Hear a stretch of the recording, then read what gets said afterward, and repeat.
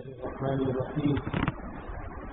الحمد لله وكفى وسلام على عباده الذين اصطفى. أما بعد فأعوذ بالله من الشيطان الرجيم. بسم الله الرحمن الرحيم. لتظلمن في أموالكم وأنفسكم ولتسمعن من الذين أوتوا الكتاب من قبلكم ومن الذين أشركوا أذى كثيرا وإن تصبروا وتتقوا فإن ذلك من عزم الأمور. صدق الله مولانا العلي العظيم. وقال رسول الله صلى الله تعالى عليه وسلم: كلكم راع وكلكم مسؤول عن رعيته، أو كما قال صلى الله عليه وسلم. معزز خواتین، بزرگان دین، حاضرین مجلس، اللہ تبارک و تعالی نے اپنی اس عظیم کائنات میں مختلف مخلوقات کے بیچ میں ہم انسانوں کو ایک ذمہ دار مخلوق کی شکل میں پیدا فرمایا. اللہ کی اس کائنات میں نہ جانے کتنی مخلوقات ہیں.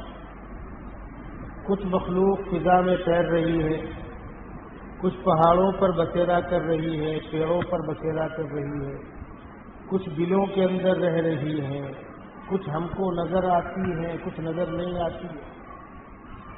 ان ساری مخلوقات کا خالق بھی اللہ ہے، رازق بھی اللہ ہے، اور ان کی زندگی موت کا مالک بھی اللہ ہے.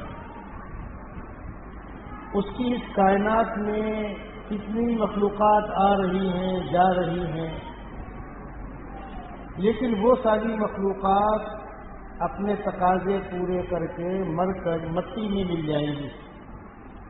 چند یعنی کروڑوں کروڑوں کے بیچ میں چند 10-20 استثناء ہے، امتیاز ہے، جو فلانا گھوڑا اور فلانا کتا اور فلانی اونٹنی، چند چیزوں کو چھوڑ کر باقی جنت جہنم میں کوئی نہیں جائے گا. ان کو مٹی ہو جانا ہے. اللہ کے نبی صلی اللہ علیہ وسلم نے ایک موقع پر یہ سمجھانے کے لیے کہ روز قیامت انصاف ہوگا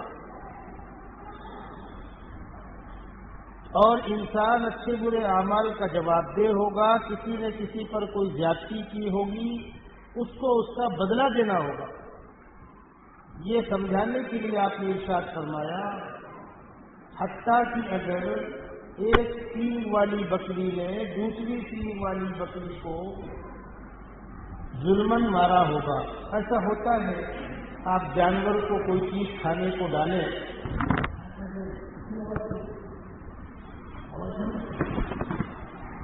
جانور کو کھانے کو کوئی چیز ڈالی جائے تو وہ جانور آپس میں لڑتے ہیں. بکری ایک دوسرے کو مارتی ہے. اگر دونوں بکری کو سینگ ہے، یہ اس کو مارے گی، وہ اس کو مارے گی، لیکن ایک بیچاری کو سینگ نہیں ہے تو سینگ والی اس کو سینگ مارے گی اور وہ خالی مار کھائے گی. سینگ والی نے اس کو کیوں مارا؟ جبکہ اس کو تو سینگ نہیں تھی، وہ تو اس کو مار نہیں رہی تھی. ظلم ہو گیا. روز قیامت خدا بند قدوس اعلان کر رہے ہوں گے، آئیں حق والے اپنا حق لے کر جائیں. تو اللہ کے نبی صلی اللہ علیہ وسلم نے اس واقعے کو بیان فرمایا کہ حق والوں کو حق دیا جائے گا. وہ بکری آئے گی بغیر سینگ والی، وہ فریاد کرے گی، پروردگار دنیا میں میرے سینگ نہیں تھی، دوسری سینگ والی بکری نے مجھے مارا ہے، زیادتی کی ہے، مجھ کو بدلہ دلایا جائے. تو سینگ والی بکری کی سینگ اس کو دے دی جائے گی، منڈی بکری کو، اس کو منڈا کر دیں گے، اس کو سینگ دے دیں گے اور حکم ہوگا بدلہ لے.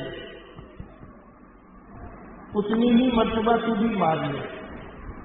جب یہ بدلہ لے لے گی تو حکم ہوگا دونوں کو مٹی بنا دو، جنت جہنم میں ان کو نہیں جانا. جنت جہنم میں کون جائے گا؟ جس کو حساب دینا ہے. حساب کس کو دینا ہے؟ انسانوں اور جناتوں. سورہ رحمان کے اندر خداوند قدوس نے انسانوں اور جناتوں کو مخاطب کر کے اپنی نعمتوں کا تذکرہ کیا اور اس کے بعد فرمایا فَبِأَيِّ آلَاءِ رَبِّكُمَا تُكَذِّبَانِ، اے انسانوں جناتوں اپنے رب کی کن کن نعمتوں کو جھٹلاؤ گے۔ تو مرنے کے بعد ہم انسانوں کو اپنی قبر میں سوالات کا سامنا کرنا ہے، میدان محشر میں سوالات کا سامنا کرنا ہے، حساب و کتاب کا سامنا کرنا ہے۔ کس کا کیا انجام ہوگا کسی کو نہیں معلوم، مرتے وقت کلمہ نصیب ہوگا کہ نہیں ہوگا کسی کو نہیں معلوم، نامہ اعمال دائیں ہاتھ میں ملے گا کہ بائیں ہاتھ میں ملے گا کسی کو نہیں معلوم۔ جب نامہ اعمال تقسیم ہوں گے تو جن لوگوں کو دائیں ہاتھ میں نامہ اعمال ملے گا وہ مارے خوشی کے کہیں گے لو میرا نامہ اعمال دیکھ لو۔ جس طریقے سے بچوں کو امتحان کے بعد رزلٹ ملتا ہے، جس بیچارے کو پتا ہے کہ میں فیل ہو گیا ہوں ناکام ہو گیا ہوں وہ کسی کو رزلٹ دکھاتا نہیں، اور جس سے اچھے نمبرات آتے ہیں وہ دکھاتا ہے۔ تو روز قیامت جس کو نامہ اعمال دائیں ہاتھ میں دیا جائے گا وہ کہے گا فَأَمَّا مَنْ أُوتِيَ كِتَابَهُ بِيَمِينِهِ فَيَقُولُ هَاؤُمُ اقْرَءُوا كِتَابِيَهْ إِنِّي ظَنَنتُ أَنِّي مُلَاقٍ حِسَابِيَهْ فَهُوَ فِي عِيشَةٍ رَاضِيَةٍ فِي جَنَّةٍ عَالِيَةٍ۔ جس کو نامہ اعمال دائیں ہاتھ میں دیا جائے گا وہ لوگوں سے کہے گا میرا نامہ اعمال دیکھ لو۔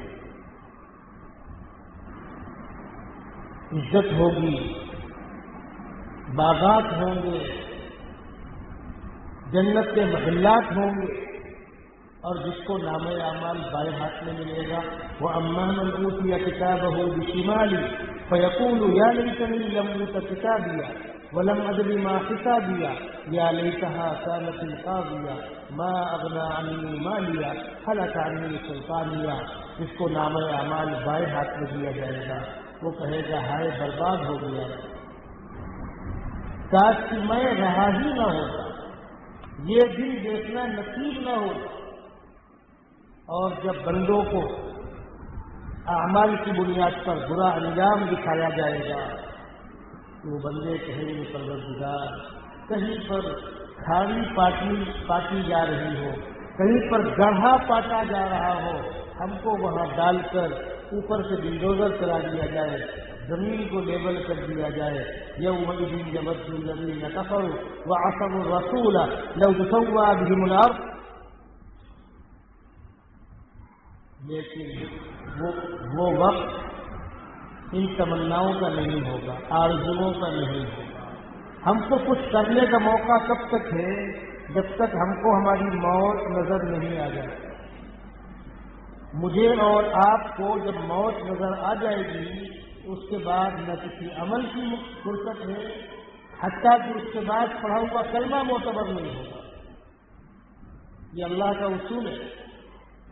خداوند قدوس نے بندوں سے کہہ رکھا ہے مجھ کو دیکھے بغیر مانو، آخرت کو دیکھے بغیر مانو، موت کو دیکھے بغیر مانو۔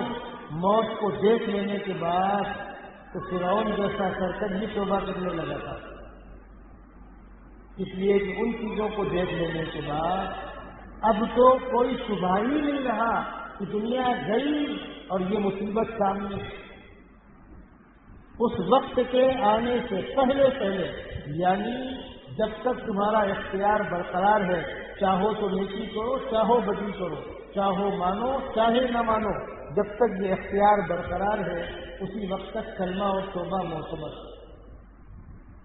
اور یہ بھی اللہ کا اصول ہے کہ جب تک مخالفت، بغاوت، نافرمانی کے اسباب جوان ہیں اس وقت توبے کی قیمت زیادہ ہے۔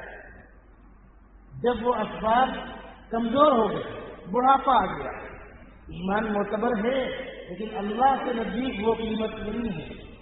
یاد رکھیے گا اللہ کے نبی صلی اللہ علیہ وسلم نے ارشاد فرمایا کہ روز قیامت کوئی سایہ نہیں ہوگا، کوئی درخت نہیں ہوگا، کوئی عمارت نہیں ہوگی، کوئی سایہ دار چیز نہیں ہوگی، چٹیل میدان ہوگا، صرف عرش کا سایہ ہوگا۔ اور اس عرش کے سائے میں 7 طرح کے لوگوں کو جگہ دی جائے گی. سبعۃ یظلھم اللہ فی ظلہ یوم لا ظل الا ظلہ. ان 7 طرح کے لوگوں میں سے ایک وہ نوجوان ہوگا جس کی جوانی اللہ کی یاد میں گزری. رجل شاب نشأ فی عبادۃ ربہ. نوجوان کا تذکرہ کیوں کیا گیا؟ بوڑھا ہو تو جوانی کی توبہ اللہ کو زیادہ پسند ہے. کیوں؟ اس لیے کہ بغاوت کے سارے اسباب جوان ہوتے ہیں. مثال سمجھیے، ایک عمر ہوتی ہے، انسان سوچتا ہے کپڑے اچھے پہنوں، جوتے اچھے پہنوں، چشمہ اچھا لگاؤں، چہرے پر میک اپ کر لوں، بال اچھے رکھوں، کوئی مجھے دیکھے. اور ایک وقت ایسا آتا ہے کہ بال سفید ہو گئے، کمر جھک گئی، آنکھوں سے دکھتا نہیں، گھٹنے موٹے نہیں. ابھی بڈھے کو کون دیکھے گا؟ اب اس کو کوئی نہیں دیکھے گا. تو جب میرے اندر وہ جذبات موجود ہیں، میں کسی کو دیکھوں اور کوئی مجھے دیکھے. اور آج کل بہت بڑی تعداد، ہم لڑکیوں کیا الزام دیں، ہم بچوں کی بات کر رہے ہیں، بچے ڈریسنگ اس لیے کرتے ہیں کہ مجھے کوئی دیکھے. کپڑے پہننا ہے اپنے آرام کے لیے، جوتے پہننے ہیں اپنے آرام کے لیے، چشمہ لگانا ہے اپنے آرام کے لیے. لیکن لوگ دکانوں میں جاتے ہیں تو دائیں بائیں دوستوں سے، لڑکیاں سہیلیوں سے کہ کیسا لگ رہا ہے، یا اچھا لگ رہا ہے نہیں لگ رہا، مطلب دوسروں کو پسند آ رہا ہے کہ نہیں آ رہا. ایک عمر ہوتی ہے، سارے اسباب جوان ہوتے ہیں بغاوت سے. میں کسی کو پسند کروں، کوئی مجھے پسند کرے. اس ابھرتی جوانی میں بندہ دنیا کی چمک دمک میں نہ پڑ کر، رعنائیوں میں نہ جا کر، دنیا کے ہنگاموں میں شامل نہ ہو کر اپنے رب کی یاد میں اپنی جوانی گزارے. کہنے والے نے کہا، جوانی خواب کی سی بات ہے اس دنیا فانی میں، مگر یہ بات کس کو یاد رہتی ہے جوانی میں. تہلکہ ڈال دیتی ہے فضائے آسمانی میں، جوانی جب خدا کو یاد کرتی ہے جوانی.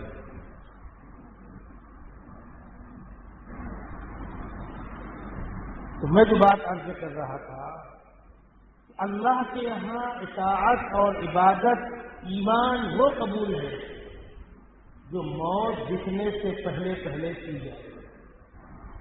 موت نظر آ گئی، اب تو سب کو ماننا ہے. ایمان اختیاری نہیں رہا. اللہ جبریہ کلمہ نہیں پڑھانا چاہتا. میں آپ کو بتلاؤں، آج کل بہت سی بحثیں سے ہوتی ہے نا. ایک بحث یہ بھی سے ہوتی ہے، اس ملک میں مسلم بادشاہوں نے زبردستی کر کے دباؤ ڈال کر کلمہ پڑھا دیا، لوگوں کو اسلام میں داخل کر دیا. ہمیں توفیق نہیں ہے کہ ہم اس کی وضاحت کریں. ارے سیدھی سی بات ہے کہ اللہ کو ایسا کلمہ پسند ہی نہیں ہے جو دباؤ ڈال کے پڑھوایا جائے. بندے کا وہ ایمان معتبر ہی نہیں ہے جو کسی دباؤ کی بنیاد پر قبول کیا گیا ہو، جو کسی لالچ کی بنیاد پر قبول کیا گیا ہو. اگر کوئی بندہ پیسے کی بنیاد پر کلمہ پڑھتا ہے، اللہ کے ہاں وہ ایمان معتبر نہیں ہے. ہم کسی کے اوپر دباؤ ڈال کر، سر پر تلوار رکھ کر، گنپتی پہ بندوق لگا کر کلمہ پڑھاتے ہیں. نہ پڑھنے والے کا ایمان معتبر ہوگا، نہ پڑھانے والے کو ثواب ملے گا. اگر اللہ کو یہی کرنا ہوتا، آسان راستہ تھا. فرشتے کو بھیج کر اعلان کراتے، بندو بغاوت بند. جو بغاوت کرے گا اس کا آکسیجن بند، اس کی سانس بند. کوئی باغی رستہ جو خدا الگ الگ لوگوں کو موت دیتا ہے، اعلان کر دیتا جتنے باقی ہیں فوراً توبہ کرو ورنہ سب کو موت آ جائے گی، اور کسی ایک کو باقی نہ رہنے دیتا. دنیا کیا کرتی؟ وہ تو یہاں تک کہتا ہے کہ جو مجھ کو نہیں مانتا، اور صرف اتنا ہی نہیں کہ نہیں مانتا، خدا کو برا بھلا کہے. جبکہ خدا کو برا بھلا کہنا بدترین جرم ہے. اللہ دانا پانی اس کا بھی بند نہیں کرتے. آج دنیا کے اندر بہت سے ایسے لوگ موجود ہیں جو خدا کو نہیں مانتے، خدا کو برا بھلا کہتے. کیا ان کی سانس روک دی گئی؟ ان کی آنکھ کی روشنی روک دی گئی؟ دل کی حرکت روک دی گئی؟ دل کون چلا رہا ہے؟ آنکھ کی روشنی کون دے رہا ہے؟ سانس خود بخود آ رہی جا رہی کون چلا رہا ہے؟ ایک کڈنی کا مریض جس کی کڈنی کام کرنا بند کر دے، ڈائلیسس ہوتا ہے، 3 سے 4 گھنٹے میں اس کا خون نکال کر صاف کر کے دوبارہ ڈالتے ہیں۔ خون کی صفائی کا کام کڈنی کا ہے، اس نے کام کرنا بند کر دیا، تقریباً 4 گھنٹے لگتے اور لگ بھگ منیمم جو خرچہ آتا ہے وہ 1000 روپے کے آس پاس آتا ہے۔ آپ لے جائیں لائیں، اسپتال میں نمبر لگائیں وغیرہ وغیرہ جو مسائل ہیں۔ گھر والے دن بھر پریشان رہتے ہیں۔ اگر گھر میں کسی ایک بوڑھے کو ڈائلیسس ہونا ہے تو صبح سے شام تک ٹائم لگتا ہے۔ اتنی مشقت کے بعد ایک بار ڈائلیسس ہوا، بیچارے کو پانی کم پینے دیتے، مرضی کی غذا نہیں کھانے دیتے، دنیا والے پیسہ لیتے وغیرہ وغیرہ۔ اور اللہ کا نظام جو کتنی ہمارے بدن میں اللہ نے ڈال رکھی ہے، جو خود بخود کام کر رہی ہے، جو گندگی کو نکال کر پیشاب کی شکل میں باہر کر دیتی ہے، دن میں 36 مرتبہ کتنی فلٹر کرتی ہے خون کو۔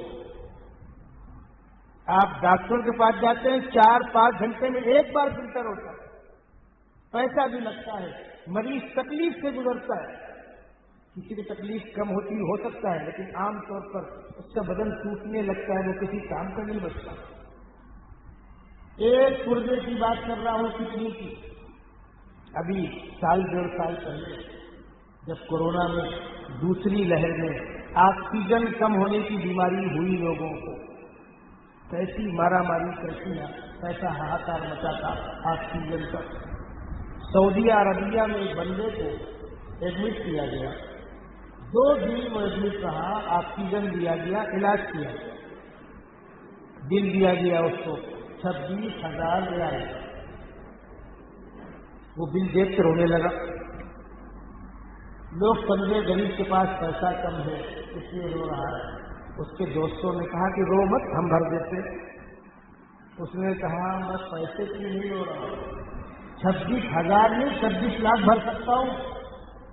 پھر رو کیوں رہا؟ رو اس لیے رہا ہوں دنیا والوں نے 2 دن آکسیجن دیا، بل پکڑا دیا، میرا خدا پیدائش سے لے کر آج تک فری آکسیجن دے رہا ہے، اگر وہ مجھ سے بل مانگے تو کہاں سے پیڈ کروں گا؟ وَإِن تَعُدُّوا نِعْمَةَ اللَّهِ لَا تُحْصُوهَا۔ اس خالق و مالک کو بڑا مان کر کلمہ پڑھو، کسی کے دباؤ میں نہیں، جبر میں نہیں۔ اسی لیے مرتے وقت موت نظر آ جانے کے بعد اختیار باقی نہیں رہتا۔ مجھے میری موت نظر آ جائے، آپ کو آپ کی موت نظر آ جائے، یا پوری دنیا کو عالم کی موت نظر آ جائے۔ مجھ کو میری موت دکھے، آپ کو آپ کی موت دکھے، وہ ہمیشہ ہوتا ہے۔ ہر مرنے والے کو مرنے سے پہلے موت کے فرشتے نظر آ جاتے ہیں۔ برے لوگوں کا کیا کہنا، ڈرتے ہیں، گھبراتے ہیں، چلاتے ہیں، لوگ سمجھتے ہیں تکلیف ہے، بے چینی ہے، تو گھبراہٹ ہوتی ہے۔ اللہ کے نیک بندوں کے چہروں پر بشاشت ہے۔ میں چند نیک بندوں کی آپ کو واقعات سناتا ہوں۔ حضرت مولانا علی ندوی رحمۃ اللہ علیہ بڑے اونچے گھرانے سے، بڑے اونچے مقام پر پائے، سادی زندگی، سچا مکان۔ ان کی کتابوں پر جو عالم اسلام میں ان کو ایوارڈ دیا گیا ہے، اگر اتنا ہی پیسہ رکھا ہوتا وہ تو ان کی وائٹ بنی تھی بھائی، ان کو انعام ملا تھا کتابوں پر۔ اگر اس پیسے کو روکا ہوتا تو یو پی کے بڑے مالدار ہوتے۔ انہوں نے اس پیسے کو تقسیم کر دیا۔ جب ان کو کروڑوں کروڑ ملتا تھا ایوارڈ میں، کبھی مولانا رابع صاحب کو بھیج کر، کبھی مولانا بلال صاحب کو بھیج کر، کسی کو بھیج کر، بھائی مجھے موقع نہیں، تم چلے جاؤ اور دیکھو نائجیریا میں اتنا، افغانستان میں اتنا، افریقہ میں اتنا، فلاں اتنا، بنگلہ دیش میں اتنا، نیپال میں اتنا، بانٹ دو۔ کچھ اداروں کے نام بھی دیتے تھے، فلاں مدرسے میں اتنا، فلاں میں اتنا، فلاں میں اتنا، اپنے ادارے کو چھوڑ کر، نزلے کو چھوڑ کر۔ کسی نے کہا نزلے وہاں تو ہے ماشاءاللہ، ہمارے یہاں ہے، جہاں تکلیف زیادہ ہے وہاں دو۔ اس پیسے کو اپنے لیے رکھتے نہیں، میں نے بہت قریب سے دیکھا ہے، آپ کو ان کا واقعہ سناتا ہوں۔ رمضان کا مہینہ ہے، جمعہ کا دن ہے، ڈاکٹر مسلسل ساتھ میں رہتے تھے، ڈاکٹر کچھ دیر میں بلڈ پریشر چیک کرتے تھے وغیرہ وغیرہ۔ 11 بجے تقریباً ڈاکٹر چیک کرنے آیا، رکو، غسل فرمایا، نئی شیروانی پہنی، خوشبو لگائی، سورہ یاسین کی تلاوت کی۔ ڈاکٹر بار بار آ رہا، تم رکو تم رکو، اور فرمایا رابع صاحب کے گرابے میاں، شام کو مہمان زیادہ آئیں گے، ذرا اہتمام کر لینا۔ رابع صاحب کہتے ہیں تقیہ میں، وہ جو حضرت کے خاندان کا محلہ ہے تقیہ، اور وہاں جو مسجد ہے، جتنے لوگ مہمان ہیں معتکفین ہیں، کون آنے والا ہے؟ تو دیہات ہے، کچھ سمجھ میں آتا نہیں تھا۔ ان سارے کاموں سے فارغ ہوئے اور اس کے بعد ایک جھپکی سی آئی، ڈاکٹر کو لوگ بلانے گئے، روح پرواز۔ تب سمجھ میں آیا ڈاکٹر کو کیوں روک رہے تھے، کرنا کیا دکھا تھا؟ وہ تو ان کو آخرت کا منظر دکھ رہا تھا، غسل کیا، نئی شیروانی پہنی، خوشبو لگائی، تلاوت کی، اور اپنے گھر والوں کو اشارہ کر دیا کہ شام کو مجمع بڑھے گا۔ بس اس کلندر درویش وقت سے موت کی اطلاع عالم اسلام میں پہنچی ہے۔ ہندوستان کے ایئرپورٹ تنگ پڑ گئے، دلی لکھنؤ کے ایئرپورٹ تنگ پڑ گئے، پوری دنیا میں رک کیا ہندوستان کا۔ سب شام کو سمجھ میں آیا کہ وہ کیوں کہہ رہے تھے کہ شام کو مہمان زیادہ ہے، لیکن یہ مقام کس کو نصیب ہوگا؟ زندگی ویسی گزاری ہو تب نا۔ حضرت مولانا صدیق رحمۃ اللہ علیہ کو جب برین ہیمریج ہوا، بیمار تو پہلے سے تھے، وہ جب دماغ کی نس پھٹی، فرمایا یہ میری موت کا وقت ہے، اور الحمدللہ موت سے ڈرتا نہیں۔ یہ کون کہے گا جس زندگی اس رخ پر ڈالی ہے؟ میں موت سے ڈرتا نہیں۔ گاڑی منگاؤ، لکھنؤ چلو، کہیں جاؤ مت، اب کچھ فائدہ نہیں۔ یہ فرمایا کہیں لے کر جاؤ مت، کچھ فائدہ نہیں، میرا آخری وقت آ گیا۔ اس جھٹکے کے بعد، اس تکلیف اٹیک کے بعد عام طور پر کیا ہوتا ہے، میرے بچوں کو بلا دو، میرے بچوں سے بات کرا دو، خزانہ وہاں رکھا ہو لے لینا، اس سے لینا، اس کو دے دینا، یہ تو ہوتا ہے۔ دو ہی باتیں فرمائی، میرے ادارے کا خیال رکھنا، میرے ادارے کا خیال رکھنا، اور آنے والے مہمانوں کا خیال رکھنا۔ اس کے بعد پھر زبان بند ہو گئی، پھر نہیں بول سکے، ان کو اٹھا کر لکھنؤ لے گئے، وقت پورا ہو چکا تھا، وہ اللہ کو کہہ رہے ہیں۔ بہت سے اللہ کے نیک بندوں کو میں نے خود دیکھا ہے آخری وقت میں مسکرا رہے، مسکرا رہے۔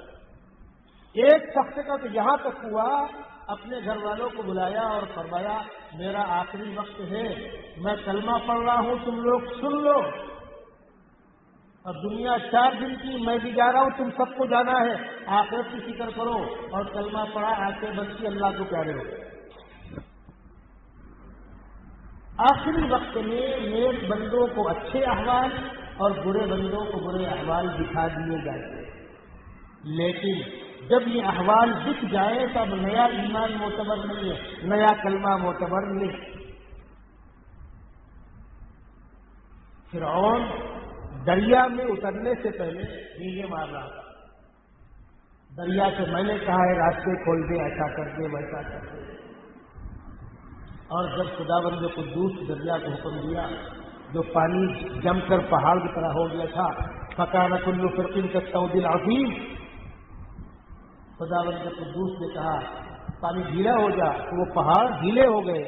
جب پانی کے اندر طغیانی آئی اور نیچے اوپر ہوا اور سبھی ڈوبے، تو فرعون بھی ڈوبا، تو اس نے کلمہ پڑھنا چاہا۔ قرآن کہتا ہے حتی اذا ادرکہ الغرق قال آمنت انہ لا الہ الا الذی آمنت بہ بنو اسرائیل وانا من المسلمین۔ تو جواب ملا فرعون اب نہیں، موت دکھ جانے کے بعد کلمہ معتبر نہیں، الآن وقد عصیت قبل وکنت من المفسدین، اس لیے کہ اب بغاوت کی طاقت نہیں بچی، اب بغاوت صلاحیت نہیں بچی. تو اللہ کے یہاں اطاعت اسی وقت معتبر ہے جب تک ہمارے اندر بغاوت کی صلاحیت برقرار ہے. اور یہ اختیار اللہ نے دے رکھا ہے، چاہو مانو چاہو نہ مانو. انا خلقنا الانسان من نطفة امشاج نبتلی فجعلناہ سمیعا بصیرا. ہم نے مرد و عورت کے اختلاف سے انسان کو وجود بخشا ہے. انا ہدیناہ السبیل اما شاکرا و اما کفورا. راستہ دکھا دیا، چاہے مان چاہے مت مان. نہیں مانتا انا اعتدنا للکافرین سلاسل واغلالا وسعیرا. بیڑیاں ہیں، زنجیریں، دہکتی ہوئی آگ ماننے والوں کے لیے. ان الابرار یشربون من کأس کان مزاجها کافورا. مانو گے جنت کے باغات کھلے. کرنا کیا تمہاری مرضی. ہم نہیں بولیں گے کرنا کیا. کس کو ماننا ہے کس کو نہیں ماننا تمہاری مرضی. جس کو یقین ہے مر کر خدا کو منہ دکھانا ہے. دنیا 4 دن کی ہے، جو آیا ہے اس کو جانا ہے. جس کو یقین ہے وہ اپنی آخرت سنوارنے کی کوشش کرتا ہے، اپنے آپ کو بھی سنوارتا ہے، نئی نسل کو، بچوں کو، بچیوں کو بھی راستے پر ڈالتا ہے. ہمارے بچوں کو تعلیم دیں، ہنر سکھائیں، کاروبار کرائیں، پراپرٹیاں دیں، منع نہیں. اپنے بچوں کو اپنے بعد ہم سیٹ کر کے جائیں، منع نہیں. بچیوں کے رشتے اچھے گھروں میں ہوں، منع نہیں ہے. لیکن دنیا کی اس ہماہنگی میں، بھاگ دوڑ میں ایسا مگن ہو جائیں کہ آخرت کو بھول جائیں. جس خدا نے پیدا کیا اسی کو بھول جائیں. مر کے جہاں جانا، جس کے سامنے کھڑا ہونا ہے، جس کو حساب دینا ہے، اسی کو بھول جائیں. ہمارا خالق ہم سے کہتا ہے یا ایھا الانسان ما غرک بربک الکریم الذی خلقک فسواک فعدلک فی ای صورۃ ما شاء رکبک. اے انسان تجھے کیا ہو گیا؟ اپنے رب کو بھول گیا. جس نے نطفے کے گندے قطرے کو انسان بنایا اور ماں کے پیٹ میں تجھ کو غذا فراہم کی. پیدائش کے مراحل میں اگر خداوند قدوس کی مدد و توفیق نہ ہو، بچہ زندہ باہر نہیں آ سکتا. بچہ دنیا میں آ گیا، کس نے بتلایا تیری غذا کہاں ہے؟ کسی اسکول میں پڑھا اس نے، کسی مکتب میں پڑھا، ماں نے اس کو سینے سے لگایا. بچے کو کس نے بتلایا کہ ہونٹ میں دبا کر دودھ لینا ہے؟ کون سا اسکول ہے؟ انسان کو تو ہم کہہ لیں گے بھائی چلو ماں نے گود میں لے لیا وغیرہ وغیرہ. بعض جانور تو ایسے ہیں کہ بچے پیدا ہونے کے بعد 2-4 چھیدوں کی آنکھیں نہیں کھلتی. کتے کے بچوں کو آپ دیکھ لیجیے، ان کی آنکھیں بند ہوتی ہیں. اس بند آنکھ میں اس کی غذا کہاں ہے؟ کس نے بتایا اس کو؟ انسانوں میں تو جس کو بچہ پیدا ہوا ہم اس کو زحمت نہیں دیتے، گھر والے خدمت کرتے. جانور تو بچہ دینے کے بعد جا کر کے روزی کما کر پیٹ میں دانا لے کر آئے گی. وہ کتا ہو، بلی ہو، کوئی بھی جانور ہو، یہ نظام کون چلائے؟ اس خدا کو انسان بھول گیا. یا ایھا الانسان ما غرک بربک الکریم الذی خلقک فسواک فعدلک فی ای صورۃ ما شاء رکبک. ہماری ذمہ داری ہے اپنے آپ کو بھی اللہ کے احکامات کا پابند سمجھیں، اپنے آپ کو دین پر پختگی کے ساتھ جمانے کا حوصلہ پیدا کریں. دیکھیے ہوتا ایسا ہے جیسے ہم اور آپ، ہم نے سردی کے روزے رکھے، برسات کے روزے رکھے، گرمی کے روزے رکھے. اب تو خیر آہستہ آہستہ پیچھے آتے آتے مارچ اور اپریل میں رمضان آ گیا. مئی اور جون اور جولائی کے خطرناک گرمی کے موسم سے روزے رکھتے گئے. آدمی سردی میں روزہ رکھے روزہ ہے، اور گرمی میں رکھے تو جب مشقت برداشت کرے گا، وہ عبادت کے اندر مشقت برداشت کرے گا، اجر بڑھ جائے گا. ایک آدمی مسجد کا پڑوسی ہے، اذان سن کر آ گیا اور ایک آدمی دور سے آ رہا ہے. جو دور سے آ رہا ہے اس کو راستہ بھی لمبا چلنا ہے، کیچڑ پانی سے گزرنا ہے، دھوپ سے گزرنا ہے، اس کو ہر قدم پر نیکی مل رہی ہے۔ ایمان والے کا کہیں سے نقصان نہیں ہے۔ تم مشقت برداشت کر کے دین پر عمل کرو گے، اللہ اجر بڑھا دے گا۔ جس دور سے ہم اور آپ گزر رہے ہیں، رزق حلال بھی مشکل ہے، نگاہوں کی حفاظت بھی مشکل ہے، خیالات کی حفاظت بھی مشکل ہے، راستہ چلنا مشکل ہے۔ بھائی آپ گاڑی لے کر چلیں گے تو آگے دیکھیں گے نا، تو آگے تو ہر مخلوق سامنے ہے۔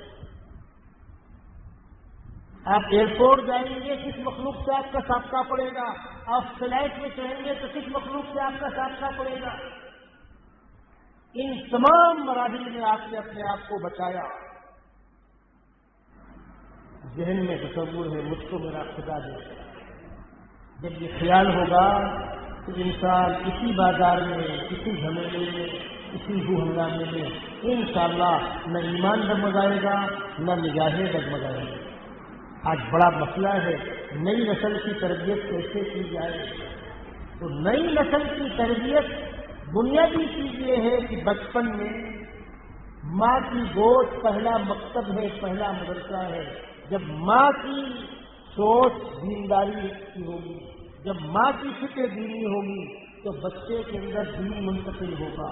بچہ دایاں ہاتھ بھی استعمال کرتا ہے، بایاں ہاتھ بھی استعمال کرتا ہے۔ ہمارے گھر کی عورتیں خیال نہیں کرتی، نہیں، دائنا ہاتھ اچھے کام کے لیے، بایاں ہاتھ برے کام کے لیے، دائنا ہاتھ کھانا کھانے کے لیے، بایاں ہاتھ گندگی صاف کرنے کے لیے۔ جب ماں بچپن سے بچے کو سمجھائے گی، بستر پر بٹانے کے بعد بچہ دعا پڑھنے کے لائق نہیں ہے تو بچے کو تھپکی دیتے ہوئے اللہم بسمک اموت و احیا ماں پڑھے۔ جب بچہ اپنی ماں کی زبان سنے گا، جب زبان کھلے گی تو بچہ بھی وہی دعا پڑھے گا۔ بچے اپنے بڑوں کو جو کرتا ہوا دیکھتے ہیں، بچے وہی کرتے ہیں۔ یاد رکھتے، ہم لوگ سفر میں تھے، یو پی سے آ رہے تھے، نماز کا وقت ہوا، میں نے نماز پڑھی، میری اہلیہ نے پڑھی۔ ابھی اہلیہ پڑھ کے اٹھ نہیں پائی تھی، میرا بچہ اس وقت 5-6 سال کا رہا ہوگا، وہ جھٹ مسلے میں کھڑا ہوگا۔ سب سمجھتے ہیں 5 سال کے بچوں کے اوپر نماز پڑھنی۔ ہم نے اسے پڑھنے دیا، جو دائیں بائیں غیر مسلم بیٹھے تھے بہت غور سے وہ دیکھتے رہے اور کہ میرے ساتھ کیا کہنا۔ آپ لوگ کو دیکھ کر بچہ بھی نماز پڑھ رہا، بالکل پڑھے گا۔ ارے آخر رمضان میں پورا گھر روزہ رہتا ہے تو کیا بچے روزے رہتے؟ وہ بچے جو سال کے 11 مہینے گھر میں آنے کے بعد فریج کھول کے نکال کے کھا، ابھی کھانا تیار نہیں ہوتا ہے، بھجیا پکوڑی بن نہیں پاتی، ہاتھ مارے کھا لیتے ہیں، ابھی پھل کٹ نہیں پاتے ہیں، ماں سے چھین کر کھا لیتے ہیں، رمضان میں کیوں نہیں کھاتے؟ اثر کے بعد کوئی بچہ ہاتھ مارتا ہے اس تاریخ میں نہیں، سائلنٹ۔ وہ باہر کھڑے، لائٹ جلی، اذان ہو گئی، بات کیا کر بولتے، انہیں پتا ہے کہ اذان کے بعد اس کا ماحول، جب گھر کا ماحول ایسا ہوگا تو بچے خود بخود اسی راستے پر چلیں گے۔ ہاں، بچوں کو اس راستے پر چلانا ہے تو خود بھی اس راستے پر چلنا ہے۔ اسی لیے مسئلہ ہے کہ بچہ چھوٹا ہے، اس کے سامنے ایسا کوئی کام مت کرو جو بڑوں کے لیے شرعاً منع ہے۔ بچہ دیکھے گا، اس کا ذہن گندا ہوگا۔ بچے کے سامنے جھوٹ مت بولو، بچے کے سامنے جھگڑا مت کرو، بچے کے سامنے غیبت چغلی مت کرو۔ اور جن گھروں میں تماشے ہوتے ہیں بچوں کا ذہن وہی ہوتا ہے۔ بچے کو بچپن سے اس راستے پر ڈھالنا ہے۔ ابھی تو وہ چھوٹا ہے، لیکن 2 سال 7 سال کے بعد بڑا ہو جائے گا تو بچوں کو بچپن سے مکاتب کی تعلیم دی جائے، دین کی بنیادی تعلیمات دی جائیں، اولیاء اللہ، اکابر اور صحابہ کرام کے واقعات سنائے جائیں، صحابیات کے حالات سنائے جائیں۔ آج مصیبت یہ ہے کہ صحابیات کے حالات سے ہمارے گھر کی مستورات خود واقف ہیں۔ اللہ کے نبی صلی اللہ علیہ وسلم کی بیویوں کے حالات، بیٹیوں کے حالات، صحابیات کی قربانی کے واقعات جب سنیں گے، پڑھیں گے، گھروں کے اندر مذاکرہ ہوگا اور دین پر عمل کرنے کے لیے دین کی بنیادیں سیکھنی ہوگی. نماز پڑھنی ہے، کیسی پڑھنی ہے؟ نماز میں کچھ چیزیں فرض ہیں، کچھ چیزیں واجب ہیں، ہم کو معلوم ہونا چاہیے. نماز پڑھنا ہے، وضو کرنا ہے، پانی پاک ہونا چاہیے، کپڑا پاک ہونا چاہیے، جگہ پاک ہونی چاہیے، نماز کا وقت ہونا چاہیے، قبلہ رخ کی معلومات ہونی چاہیے. سفر میں دیکھا صاحب جس رخ پر ان کی تھی اس رخ پر اللہ اکبر، قبلہ کدھر ہے پتہ نہیں. بعض لوگ کو میں نے سوچا کہ بھائی قبلہ رخ معلوم کر لو. نہیں، سفر میں سب چلتا ہے. میں نے کہا بھائی تم معلوم تو کرو. کرے ہم کو سب معلوم ہے. آپ کو بتلا دو، ہر شخص کے موبائل میں کتب نما ہوتا ہے، رخ بتلانے والی چیز. آپ فنکشن لوڈ کریے، برابر بتلائے گا ایسٹ ویسٹ ساؤتھ نارتھ کدھر. آپ معلومات کیجیے. ٹھیک ہے سفر میں تھوڑا بہت 19-20 چلے گا، لیکن مطلق قبلہ کدھر ہے، منہ کدھر ہے، گنجائش ہے. اگر کھڑے ہونے کی گنجائش ہے، کھڑا ہونا ممکن ہے، تو آپ کھڑے ہو کر نماز پڑھیں، یا کم از کم کھڑے ہو کر شروع کریں. ایک رکعت کھڑے ہو کر پڑھیں. گاڑی ہلنے لگی، تیز چلتی ہے، دوسری رکعت بیٹھ کے پوری کر لے. مطلق قیام چھوڑ دینا. پانی کی پاکی طہارت کے مسائل ہیں، آپ علماء سے پوچھ لیجیے گا، کتابوں کے اندر صاف لکھا ہوا ہے. اگر پانی بڑی مقدار میں ہے، بہدردہ، یعنی تقریباً ٹنکی وغیرہ ہو تو 5 ٹنکی اتنا پانی ایک ساتھ ہو، وہ مائع کثیر کہلاتا ہے. الگ الگ ٹنکیوں میں پانی رکھا ہوا ہے نا، 200 لیٹر 100 لیٹر، یہ مائع کثیر نہیں. اب گھر کے اندر کپڑے پاک دیے ناپاک دیے، کپڑے دھلے جا رہے ہیں، صابن لگایا، اس کو پیٹا، ڈبے سے پانی نکالا، پھر ڈالا، ڈبہ نیچے رکھا، پھر اس کو پیٹا، پھر اس کو نچوڑا، پھر ڈالا، پھر نکالا. یہ گندگی یہاں سے وہاں منتقل ہو گئی اور وہ پانی بھی ناپاک ہو گیا. اس گندگی کی بنیاد پر ٹنکی کا پانی ناپاک ہو گیا، کپڑا صاف ہو گیا. آپ اسے نیل کر دیجیے، سلوپال کر دیجیے، کلب کر دیجیے، کانجی کر دیجیے، صاف کپڑا ہو گیا، پاک نہیں. اس کپڑے کو پہن کر نماز پڑھیں گے مرد، پڑھی ہوئی نماز نہیں ہوگی. اور اگر یہ صورتحال امام صاحب گھر میں ہوئی تو پوری امت کی بحث پانی ہو گئی. مسائل، یہ مسائل کون سیکھے گا، کون سکھائے گا؟ بچوں کو بچپن میں مکاتب میں، اگر ایسے مکاتب نہیں ہے تو قائم کیے جائیں، اور مکتب ہیں تو ان کو ڈھنگ سے چلایا ہے. ہمارا ہر بچہ 100% دین کی بنیادوں سے واقف ہو. یہ والدین کی ذمہ داری ہے. کلکم راعی وکلکم مسئول عن رعیتہ، تم میں سے ہر شخص نگہبان ہے، اور ہر نگہبان سے اپنے ماتحت لوگوں کے بارے میں سوال ہوگا. ماؤں کی ذمہ داری ہے بچوں کی تربیت کرنا، باپ کی ذمہ داری ہے گھر کے ماحول کو دیندار بنانا، حرام ناجائز سے بچانا. اور جب بچے بچیاں بالغ ہو جائیں، مناسب عمر میں مناسب وقت پر رشتہ کر دینا. 30 35 سال کی بچیاں بیٹھے ہوئے رشتے نہیں ہو رہے، کہیں تو اعلیٰ تعلیم کا خطے ہے اور کہیں غربت کی بنیاد ہے. سماج کے ذمہ داروں کی ذمہ داریاں ہیں، رشتے لگوا دیں. ہر آدمی کی ہر جگہ پہنچ نہیں ہوتی. اچھے لوگ جی کے پڑھیں گے، بہت سی بچیاں بیٹھی ہوئی ہیں، بہت سے بچے ٹہل رہے ہیں، رشتے لگوا دو. اگر کچھ رشتے ایک ساتھ ہو رہے ہیں، 15-25 لوگوں کو جمع کر کے کسی مسجد میں کسی عالم کو بلا کر خطبہ پڑھا کر، نکاح پڑھا کر، دعا کرا کر، اللہ اللہ فیصلہ اللہ، اجتماعی نکاح کی کوشش کرنی چاہیے.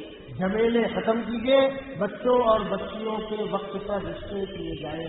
یہ آزادی، یہ آوارگی، گھر سے بے گھر ہونا، غیروں کے ساتھ جوائنٹ ہو جانا، اس میں بہت بڑی وجہ یہ ہے وقت پر رشتے نہ ہونا.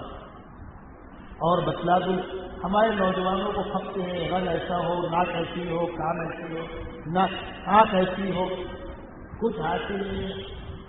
زندگی کا سکون اگر چاہتے ہو تو اخلاق دیکھو، کیریکٹر دیکھو، کردار دیکھو، حسن صورت چند روزہ، حسن سیرت مستقل، اس سے خوش ہوتی ہیں آنکھیں، اس سے خوش ہوتے ہیں دل. دل کا سکون چاہیے، گھر کا سکون چاہیے. شریف خاتون لے کر آؤ. رنگ و رنگت میں جاؤ گے نہ وہ تمہاری خدمت کرے گی تو تمہارے گھر والوں کی خدمت کرے گی. چند دنوں کے بعد بولے گی مجھ کو الگ ہونا ہے، یہ میرا شرعی حق ہے. اور ہمارے یہاں ماشاء اللہ کچھ مل جائیں گے اس کو مسئلہ بتلانے والی کہ ہاں الگ گھر ہونا تمہارا طرح حق ہے. بالکل مسئلہ ایسا نہیں ہے. مسئلہ بالکل ایسا نہیں. مسئلہ اتنا ہے اس گھر میں ایک کمرہ جو الگ ہو, مستقل ہو, جس میں اس کا سامان رہ سکے اور شوہر بیوی تنہائی میں بے تکلف رہ سکے, محفوظ کمرہ. یہ ہے وہ سب جس کا لوگوں نے ترجمہ کیا الگ مکان. غلط. ٹھیک ہے, فیملی بڑی ہوگی, لوگ الگ ہوں گے, اس سے انکار نہیں ہے. اس کو شرعی حق کہنا. بوڑھے والدین کو لات مار کے نوجوان بیٹا چلا گیا, ایک ہی بیٹا ہے, ماں باپ نے اسی لیے پالا ہے اس کو. گھر گھر جھگڑے کرا رہے ہیں. بیوی کو اپنے شوہر سے ضرورت کے پیسے, ضرورت کا سامان مانگنے کا حق ہے, لیکن میں تمہاری خدمت کروں گی, میں بڈھی بڈھوں کی خدمت کرنے نہیں آئی ہوئی ہوں. یہ دیندار بچیاں کہہ رہی ہیں, محسوس پڑی بچیاں کہہ رہی ہیں. اسلامی تعلیمات کی یہ نہیں ہے. اسلام میں تو ایک دوسرے کو سنبھالنا ہے. ارے بھائی, نکاح ہونے کے بعد لڑکی کے لیے شوہر کے والدین ماں باپ کے قائم مقام, لڑکے کے لیے بیوی کے والدین ماں باپ کے قائم مقام. اور رسمن نہیں, شرعن بھی, قانون بھی. اس مسئلے کی اور وضاحت کر دوں. جیسے لڑکی لڑکے کا نکاح ہوا, لڑکے کے لیے لڑکی کی ماں یعنی ساس ماں جیسی محرم, لڑکی کے لیے شوہر کا باپ سسر اپنے باپ جیسا محرم. کیوں کہا گیا؟ تمہارے لیے اب یہ والدین ہو گئے, تمہارے لیے وہ بھی والدین ہو گئے. داماد صاحب ساس کی توہین نہیں کریں گے, سسر کی توہین نہیں کریں گے, تمہارے ماں باپ جیسے. اور بہو اپنے شوہر کے ماں باپ کو بڈھی بڈھا, کھوسٹ کھٹاڑا کچا یہ نہیں بولے گی. وہ تمہارے ماں باپ جیسے ہیں. جس طرح اپنے ماں باپ کی عزت کرتی ہو, میں پلٹ کر آپ سے پوچھتا ہوں, اپنے ماں باپ کو دھکے مار کے باہر کیا کیا ہم نے نہیں کیا؟ کیوں؟ تمہارے ماں باپ احترام کرتے کہ نہیں کرتے؟ تو شوہر کے ماں باپ ہیں. یہ اچھی باتیں نہیں ہیں. یہ کب ہوگا؟ جب بچیوں کی صحیح تعلیم و تربیت پر توجہ دی جائے, وقت پر نکاح ہو, مناسب رشتے تلاش کر کے سماج کے ذمہ دار اچھے لوگ بیچ میں پڑھ کے رشتوں میں سپورٹ کریں. کچھ غریب بچے ہیں ان کے اجتماعی نکاح کر دیے جائے, کوئی ایک گیس پکڑ لی جائے, مناسب سامان گزر بسر کا گھر کے اندر لگنے والا ہے, اسٹو پہ انڈا ہے, پتیلی ہے, بستر ہے, پلنگ ہے, وغیرہ وغیرہ. ابھی کچھ دنوں پہلے واقعی کے ہمارے دوستوں نے کیا, آپ بھی کر سکتے ہیں. اور جب آپ اس کام کو شروع کریں گے تو انشاءاللہ اچھے لوگ ساتھ دیں گے. بچوں اور بچیوں کا وقت پر نکاح ہونا چاہیے. آج کیا ہو رہا ہے معلوم ہے؟ بہت سی قومیں دنیا کی ایسی ہیں جن کے یہاں آبادی گھٹ رہی ہے. پارسیوں کے یہاں گھٹ رہی ہے, جین لوگ کے یہاں گھٹ رہی ہے, بہت سے لوگ گھٹ رہی ہے. ہوا کیا ہے؟ ہوا یہ ہے کہ دنیا کے جن ممالک میں آبادی ایٹومیٹک پہلے سے کم ہے اور مزید کم ہو رہی ہے, ان کے پیٹ میں ہو رہا ہے ڈر. جن ممالک میں آبادی بچی ہے, ہندوستان ہے, بنگلہ دیش ہے, پاکستان ہے, چائنا ہے, 2-4 ممالک ہے جہاں وغیرہ ہے, مگر ہر جگہ کم. اب یہاں کی آبادی کو کم کرنے کے لیے بہتر راستے نکالے جا رہے ہیں. ایک اصولی بات سن لیجیے, ہم کو بھیجنے والا اللہ, ہم کو بلانے والا اللہ, یعنی وہی پیدا کرنے والا, وہی مارنے والا. کتنوں کو بھیجنا ہے, کتنوں کو اٹھانا ہے, اس سے بہتر کوئی نہیں جانتا. تم اپنے کام میں لگو.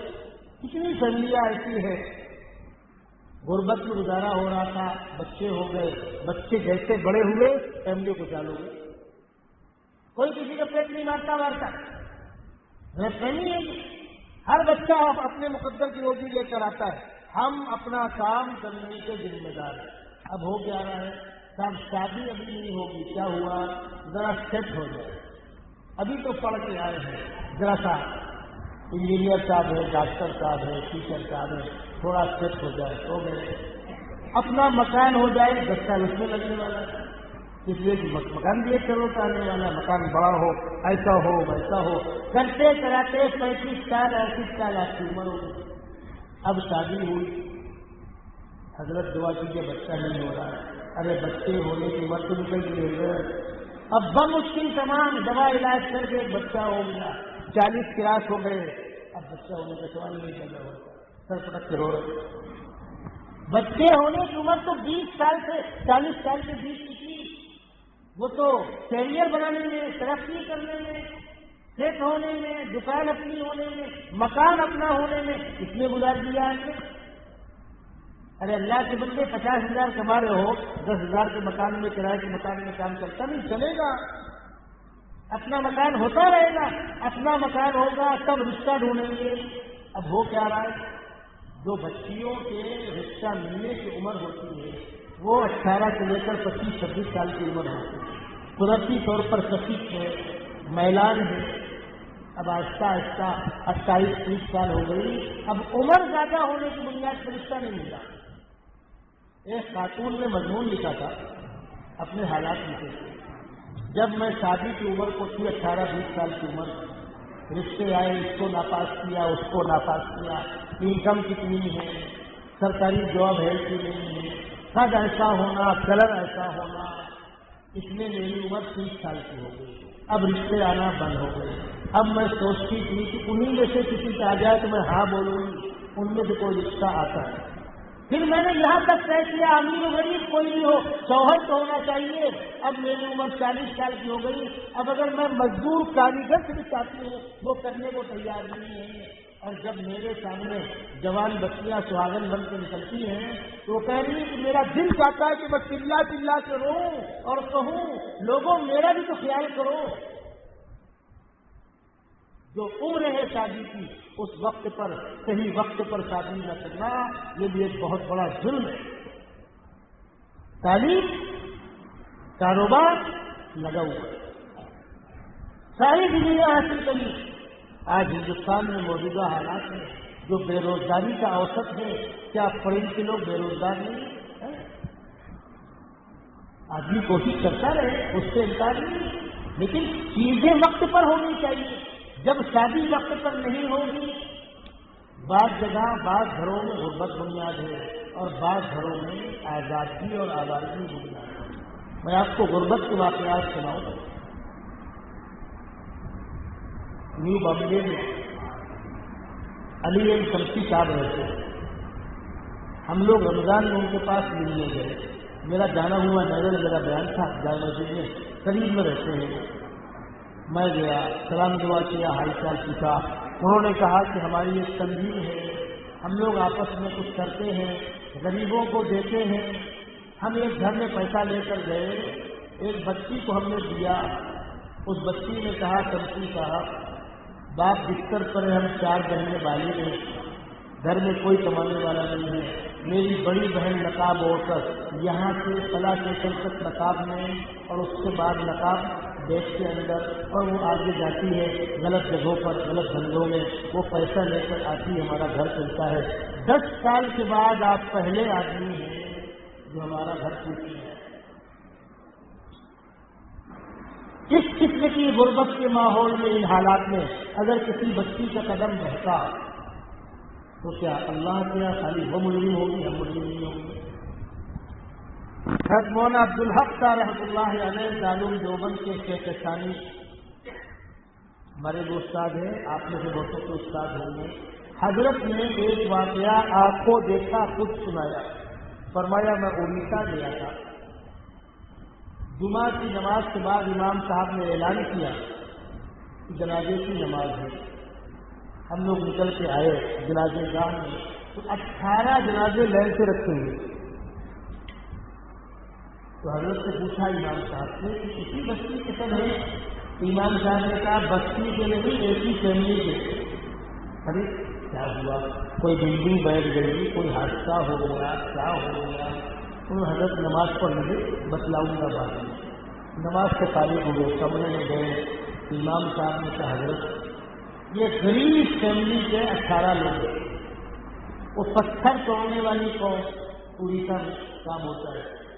اس برادری کی ایک بچی تھی، بڑی ہو گئی، وقت پر رشتہ نہیں آیا، اس کے کسی سے ناجائز تعلقات ہو گئے اور حمل کھڑے. عزت دار لوگ تھے. جب گھر والوں کو معلوم ہوا کہ ایسا ایسا ہو گیا، پورے خاندان میں زہر کھا کر جان لگی. اس فیملی کے 18 جنازے ہیں. روز قیامت اگر اس فیملی نے ہمارا آپ کا دامن پکڑا تو خدا بندہ ان مالداروں نے شادیوں کو مشکل کیا تھا، یہ اپنی بچیوں پر 10-10 20 لاکھ خرچ کرتے تھے، لیکن اس کی فکر کبھی نہیں کی کہ محلے پڑوس میں کوئی غریب بالغ بچی ہوں۔ ہم مالداروں کی براتیں ڈھول تاشوں کے ساتھ نکل رہی ہیں، انہی گلیوں میں کیا غریب بچیاں نہیں ہیں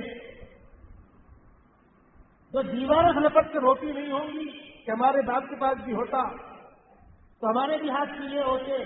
اس غربت کی بنیاد پر اگر بچیوں کے رشتے میں تاخیر ہو رہی ہے اس کے ہم ذمہ دار ہیں۔ اپنی اپنی بستیوں میں اپنے اپنے محلوں میں اس کی فکر کریں۔ خدا نخواستہ اگر کہیں ان بنیاد پر تاخیر ہو رہی ہے، اجتماعی طور پر ملی طور پر ایسی بچیوں کے اجتماعی نکاح کا نظم مستورات کے اجتماعات بار بار ہو۔ ایک اجتماع تو ہوتا ہے ہمارے دعوت کے ساتھی مشورہ کرتے ہیں، وہ ایک مخصوص سرد ہے، مخصوص نظام ہے، ہم کو اس کو ڈسٹرب نہیں کرنا، وہ اپنا کام کر رہے ہیں انہیں کرنے دیجیے، لیکن علماء کے بیانات کا اہتمام ہو جس کے اندر مسائل پر بھی گفتگو ہو، عقائد پر بھی گفتگو ہو، اصلاح معاشرہ پر بھی گفتگو ہو، مسلمانوں کے گھریلو معاملات پر بھی گفتگو ہو، بہنوں کو صحیح مشورے بھی دیے جائیں، بڑوں کو ان کی ذمہ داری بتلائی جائے، بچوں اور بچیوں کو ان کی ذمہ داری بتلائی جائے۔ اس قسم کے اجلاس، اجتماعات اور مجلسیں بار بار ہونی چاہیے۔ مبارکباد کے مستحق ہیں ہمارے رابوری کے وہ احباب، وہ نوجوان جن کی کوششوں سے اور محنتوں سے یہ سلسلہ شروع ہوا۔ ماشاءاللہ اس سے پہلے بھی میں نے سنا علماء کرام کی آمد ہوئی تھی، بیانات ہوئے تھے۔ ہماری بہنوں کے لیے جذبہ بہت ہے، قدر بہت ہے، طلب اور طلب بہت ہے۔ ہم ان کو جمع کریں، علماء کو بلائیں، ان کے بیانات کریں اور بامقصد کاموں کی پلاننگ کریں۔ جیسے میں نے بتلایا، ہم بچیوں کے لیے ترتیب بنانے، بچوں کی تعلیم کے لیے نظام بنانے، محلے محلے مسجد مسجد مکاتب ہونا چاہیے جہاں لوگ اس لائق ہیں وہاں فیس لیں، جہاں اس لائق نہیں ہے فیس کے بغیر چلائیں۔ ماشاءاللہ آپ کا علاقہ شہر کا علاقہ ہے، آس پاس آپ دیکھیں، کلوا دیکھیں، متصل آبادیاں آپ دیکھیں، وہاں پر بہت سے محلے ایسے ہیں 10-10 ہزار مسلمانوں کی آبادیاں ہیں مکاتب میں۔ ہم جا کر وہاں پر مکتب کی بنیاد ڈالیں، روز نہیں قابو میں آتا، ہفتے میں ایک دن شروع تو کریں، بہنوں کو جمع کریں، ان سے بات کریں، اپنی ملت اپنی نئی نسل کے دین و ایمان کی حفاظت کرنا ہماری ذمہ داری ہے، اور مزاج بنائیں۔ جو میں نے آپ سے کہا، مشکل حالات میں دین پر قائم رہنا اللہ کے یہاں اس کی بڑی قیمت ہے۔ اللہ کے نبی صلی اللہ علیہ وسلم فرماتے ہیں، من تمسک بسنتی عند فساد امتی فلہ اجر شہید۔ امت میں مشکل حالات کے وقت میں، آزمائش کے وقت میں ایک سنت کو زندہ کرنے والے کو اللہ 100 شہیدوں کا ثواب دے گا۔ معمولی بات نہیں، ہمارا وقت لگا اس کا صلہ ملے گا، پیسہ لگا اس کا صلہ ملے گا، قرضی کثیری برداشت کی اس کا صلہ ملے گا۔ ہماری کوششوں سے کسی گھر کے اندر دینی ماحول بنا، کوئی بچہ اور بچی دینی مزاج لے کر آگے بڑھے، انشاءاللہ ہم کو اس کا ثواب ملے گا۔ اور جب مزاج بنے گا، میں آپ کو بتلا دوں، میں صحیح پڑھ رہا تھا، فلائٹ میں بچی بیٹھی ہوئی ہے، بغل میں صاحب بیٹھے، وہ بچی نقاب پوش ہے، دنیا کو بہت درد ہے بچی نقاب کیوں ہوتی ہے، آزادی کے خلاف ہے۔ یعنی کل کو ایسا ہو جائے گا کہ آپ بولیں گے مکمل نہیں رہو، کپڑا پہننا آزادی کے خلاف ہے۔ واہ واہ، ایک عورت لباس پورا پہنتی ہے، اس کی مرضی، وہ اس کا زیور ہے، وہ اس کا حق ہے، آپ ہوتے کون اس کو لباس سننے والے؟ لیکن پاگلوں کی بازار ہے، سنتے ہیں۔ تو ایک صاحب اس کے بغل سے بیٹھ گئے، آپ مسلمان ہیں؟ ہاں۔